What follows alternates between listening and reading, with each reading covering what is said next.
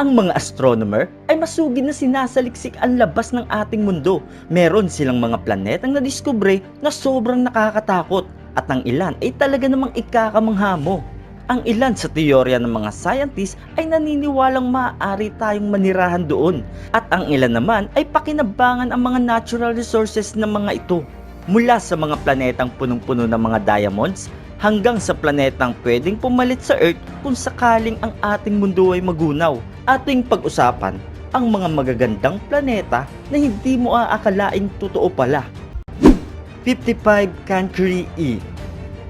Ang 55 Cancri E ang pinakasikat na planeta sa buong mundo. Simula sa Earth, may layo itong 40 light years kung ito ay iyong lalakbayin. Ang planetang ito ay punong-puno ng mga diamond at ang 1/3 ng planetang ito ay puro diamante. Ayon sa mga scientists, ang value ng lahat ng mga diamante na nasa planetang ito ay tinatayang nasa $26.9 million o mahigit 26 at 30 na dolyar. Katulad ng buwan, ang planetang ito ay tidally locked dahil nakaharap lamang ang isang parte ng kanyang mukha sa araw at ang kabilang parte naman ay nasa kadiliman. Marami ang gustong maglakbay sa 55 Cancri E dahil ang magkaroon ka lamang ng isang diamante ay napakalaking halaga na sa ating mundo. Ngunit sa kasalukuyan ay wala pang naiimbentong spaceship na mabilis at kayang tumagal ng mahigit 55 years sa kalawakan kung ito ay iyong lalakbayin. Corot 7b. Ang Corot 7b ay kilala sa tawag na Hell Planet o impyerno na planeta. Ang planetang ito ay may layong 489 light years simula sa ating mundo. Tinatawag na Hell Planet ang planetang ito dahil sa madalas na pag-ulan ng mga bato at mga magma na nagbabaga. Pinaniniwalaan na ginawa ang planetang ito ng Diyos upang dito ilagay ang mga makasalanan na nakasaad sa Biblia, ngunit wala pa itong sapat na basihan. Ang Corot 7b ay sobrang nakadikit sa araw na kahit ang mga bato dito ay kayang tunawin at gawing laba sa sandaling panahon lamang. Ngunit ayon sa ilang pag-aaral, ang planetang ito ay dating super Earth na halos kaparehas ng ating mundo na malayo sa araw. Nadiskubre ito gamit ang Kourou Space Telescope na nakita sa labas ng ating solar system. Ang isang taon sa Earth ay katumbas lamang ng 20.5 hours sa planetang ito. Ngunit ang Corot 7b ay naka-tidally lock at ito ay umiikot ng isang parte lang ang nakaharap sa kanyang araw. Katulad ng ating buwan na isang parte lang ng mukha nito ang nakaharap sa ating mundo kapag ito ay umiikot. Sa makatuwid, may dalawang parte ang planetang ito. Ang side na nakaharap sa araw ay mayroong init na 2,000 degrees Celsius na kayang tunawin ang lahat ng uri ng bagay. At ang kabilang side ay mayroong negative 200 degrees Celsius na kahit ang pinakamakapal na balat ng hayop ay hindi makakatagal sa lamig na ito. Ang sukat naman nito ay may 2 beses ang laki at may 5 beses na bigat kumpara sa ating mundo. Sa kasalukuyan, binabantayan ng planetang ito dahil may posibilidad na maganap din ito sa planetang Earth pagdating ng hinaharap. WASP-12b. Ang WASP-12b ay kilala rin sa tawag na Ultra Hot Jupiter na isang gas planet na kapareho ng planetang Jupiter. Ngunit ang planetang ito ay pinakakakaiba at nakakatakot sa lahat ng planeta. Ito ay may hugis itlog at kulay itim na planeta na unti-unting hinihigop ng kanyang sariling araw. May layo na 1,400 light years ang planetang ito mula sa ating mundo. At ang katumbas ng isang taon sa Earth ay 26 hours lamang sa planetang ito. Ang gravity ng araw ay unti-unting hinihigop ang planeta na ayon sa pag-aaral ay mayroon na lamang 10 million years ang itatagal ng buhay ng planetang ito dahil ang mga bato sa planeta dito ay hinihigop ng kanyang sariling araw at tumitimbang ng 189 quadrillion tonelada kada taon ang nababawas sa planeta. Kung pagmamasdan ay para itong isang energy ball na unti-unting hinihigop ang nasa paligid nito hanggang sa tuluyan na itong maglaho. J1407b. Ang planetang ito ay kilala din sa tawag na Super Saturn. Sobrang kakaiba at nakakamangha ang planetang ito dahil sa kanyang itsura at anyo. Ang celestial body o tinatawag na Super Saturn ay matatagpuan sa layong 434 light years. Mayroon itong 40 times na laki kumpara sa planetang Jupiter na nasa ating solar system. Ito ay may kabuuang bilang na 36 rings na nakapaikot sa paligid nito. Ang ring ay mayroong 120 milyong kilometro ang layo na may 200 beses na laki kumpara sa ring ng Saturn. Pinaniniwalaan na ang formation ng mga ring ay hindi pa na-absorb ng planetang ito para maging isang ganap na katulad ng buwan. Ang planetang ito ay may edad na 13 million years old na masyado pang bata kung ikukumpara sa ating universe na may edad na mahigit 13 billion years old. Hanggang sa kasalukuyan ay pinag-aaralan at binabantayan ng ating mga scientists ang pag-ikot at pag-evolve ng isang napakagandang planeta na ito. TRAPPIST-1b. Ang TRAPPIST-1b ang may pinakamaraming red moon na nakapalibot sa isang planeta. May kabuuang bilang na 6 na bituing malalaki na nakapaikot at nagbibigay liwanag sa TRAPPIST-1b. Ngunit napag-alaman ng mga sayantipiko na hindi lang basta bituin ng mga ito, bagkus ito ay 6 na malalaking planeta at ang 3 dito ay kasama sa habitable zone na may likas na yamang tubig. Subalit sobrang mainit sa planetang ito dahil masyado itong nakadikit sa kanilang araw. Ngunit ang 4 na planeta kasama ang TRAPPIST-1b ay may kabuuang 250 times na likas yamang tubig kumpara sa ating mundo. Ang kada planeta sa solar system na ito ay mayroong 5% ng katubigan at 0.2% naman kung ikukumpara sa ating mundo. Ang TRAPPIST-1b ay hindi lang matubig, mabato rin ang planetang ito na may pagkakapareho sa ating mundo. Kepler-10b.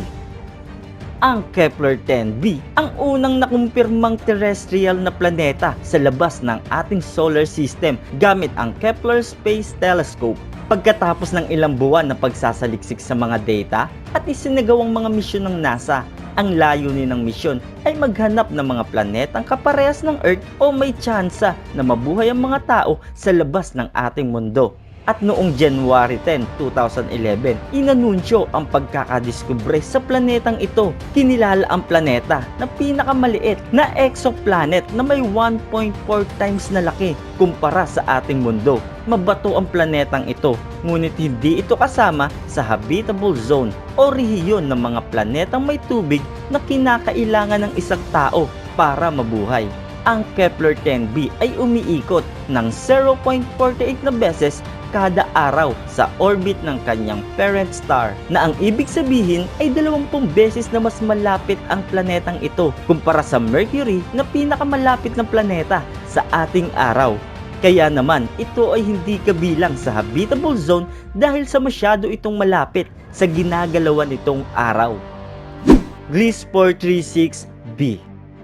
Ang Gliese 436b o GZ436b ay kilala din sa tawag na Water World. Ito ay may layo na 40 light years mula sa ating mundo. Ang buong planeta ay napapalibutan ng tubig na may namumuong yelo sa atmosphere nito. Kadalasan ay may mga malalaking tipak ng yelo na bumabagsak kapag umuulan sa planetang Waterworld. Ang planetang ito ay kasing laki din ng Earth, ngunit ang mismong planeta ay mas maliit sa planetang Neptune.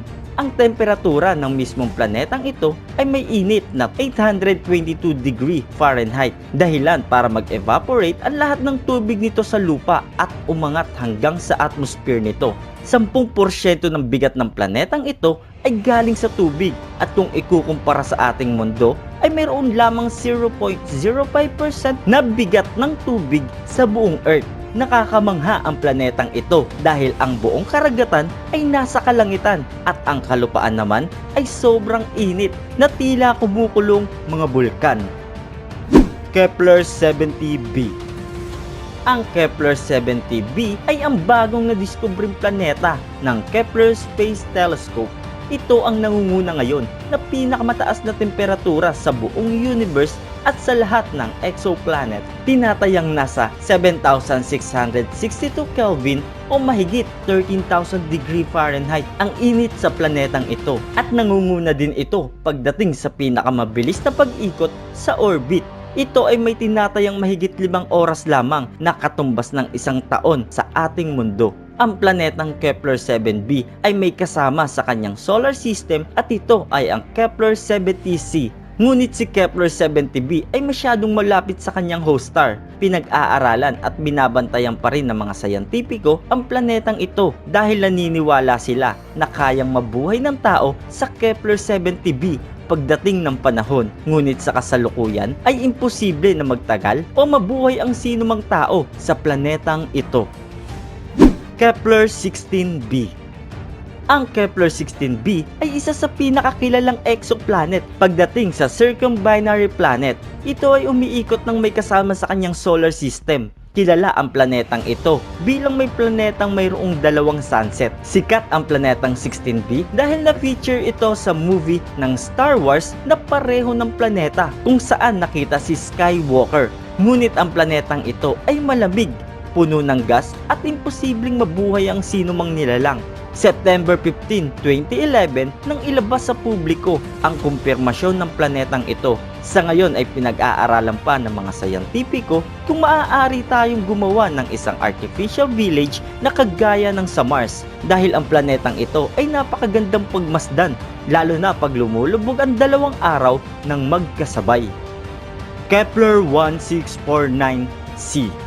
Ang Kepler 1649c ay ang bagong nadiskubre ng NASA na pinakakamukha ng ating mundo. Ito ay nadiskubre noong April 15, 2020. Matagal na panahon na nagsasaliksik ang NASA ng mga planetang maaaring kapareho ng Earth upang paglikasan ng mga tao pagdating ng panahon kung sakaling masira ang ating mundo. Ang katumbas ng 1 taon sa ating mundo sa Kepler 1649c ay 19.5 days lamang. Ayon sa mga sayantipiko, mabato ang planetang ito at may malawak na karagatan. Ayon pa sa bagong pag-aaral sa 2681 na nadiskubring mga exoplanet mula 2019 hanggang 2018. Ang planetang ito ang pinakakapareho ng Earth pagdating sa sukat at temperatura. May katumbas na 1.5 laki na kabuuang sukat kumpara sa planetang Earth. Ang liwanag naman na natatanggap nito sa kanyang araw ay 70% lamang kumpara sa ating planetang Earth. Ngunit, ang planetang ito ay may layong 200 light years mula sa ating mundo. Kaya naman, ang pag-colonize sa bagong planeta ay imposible muna sa ngayon. Sa kasalukuyan, nakafocus muna sa mas malapit na planeta ang NASA at SpaceX na pag-aari ni Elon Musk. Ito ay ang paggawa ng mga artificial village sa planetang Mars at para paghandaan ang posibleng pagkagunaw ng ating planetang Earth sa hinaharap. Anong masasabi mo sa mga planetang ating nabanggit? I-share mo lang ang iyong sagot sa ating comment section. Huwag kalimutang i-like ang ating video at mag-subscribe sa ating channel. I-click mo na rin ang notification bell para lagi kang updated sa mga bagong videos na ating pang pag-uusapan. Maraming salamat po.